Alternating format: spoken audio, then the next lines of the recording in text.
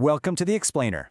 Today we're diving into the fascinating and, let's be real, often completely frustrating history of dietary fats.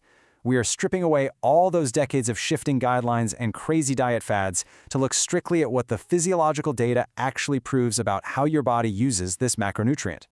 So, let's kick things off with a question that has probably confused every single one of us at some point. Is dietary fat actually the enemy?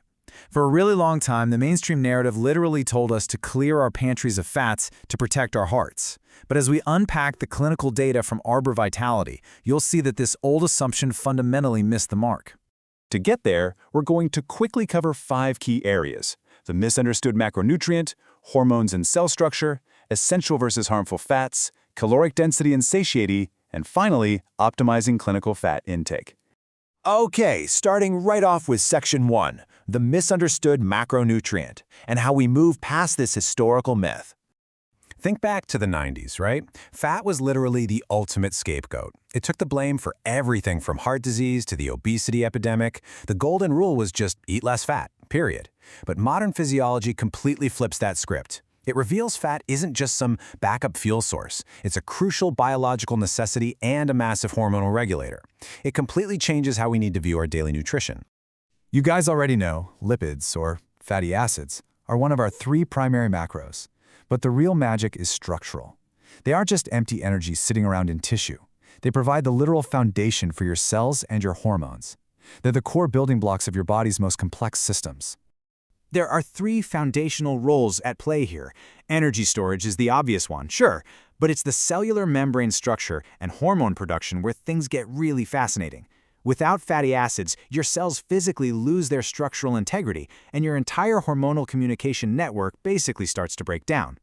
Which brings us to Section 2, hormones and cell structure, and looking at the microscopic reality.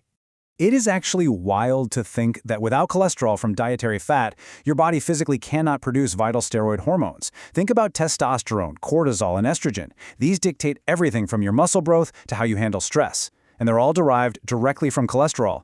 If you drastically restrict fat, you quite literally have 0 raw materials to produce these essential hormones. So it totally makes sense why chronically low-fat diets aren't some clever biohack. Actually, scratch that. They're basically a fast track to severely impaired testosterone, totally diminished reproductive function, and absolutely tanked energy levels. Your body's practically begging for the foundational materials it needs just to regulate itself. And honestly, it goes way deeper than hormones. Fat forms this incredible phospholipid network around every single cell in your body. This network's composition directly dictates cellular fluidity, it regulates how well your cellular receptors actually function, and it controls inflammation. You really are what you eat, right down to the membrane of every single cell.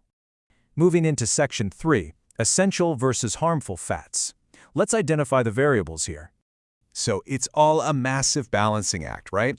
Essential fatty acids are called essential because your body can't make them. You have to eat them. Omega-3s are your anti-inflammatory heavyweights. They directly improve cardiovascular and brain function. But the problem is, our modern diets are drastically skewed toward omega-6s.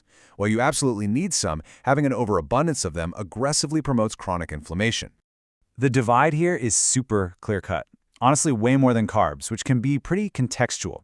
You have your metabolic heavy hitters, the unsaturated and monounsaturated fats from stuff like olive oil, avocados, and salmon. Those support your hormonal balance.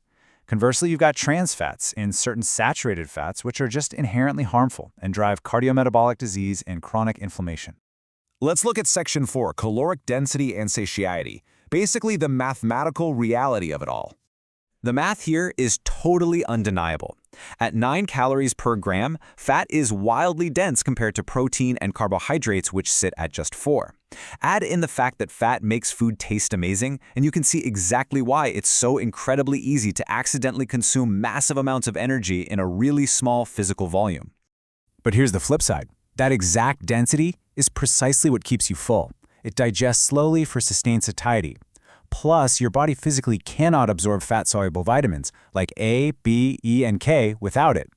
I mean, if you eat this massive, nutrient-dense salad but use a fat-free dressing, like we all terrifiedly did back in the 2000s, you are literally blocking your body from absorbing a huge chunk of those vital nutrients. Finally, let's wrap up with Section 5, optimizing clinical fat intake, finding that pathway to balance. Historically, Blindly stripping fat out of our diets just led to inevitable carbohydrate spikes and widespread hormonal chaos. And ironically, that actually worsened cardiovascular risk factors. The real clinical goal isn't dogmatically joining team high fat or team low fat. It's about precision. It's about finding an appropriate intake focused heavily on the quality of those fats, supporting your biology without completely blowing past your energy needs. It really all boils down to this one simple truth. Dietary fat is not your enemy. It is a fundamental biological necessity. The second you optimize your fat intake, you begin to optimize your hormones. It really is that simple, and it's that profound. You are literally handing your body the structural keys it needs to build a vital system from the ground up. Which leaves us with the most important question for you today. Armed with this understanding of modern physiology, the next time you look down at your plate, ask yourself, are you just consuming mindless calories, or are you handing your body the actual blueprints it needs to rebuild your cellular foundation? Take a hard look at the balance of your meals and remember that quality fat is the ultimate building block for a healthier you. Thanks for joining me for this explainer, and I will see you guys next time.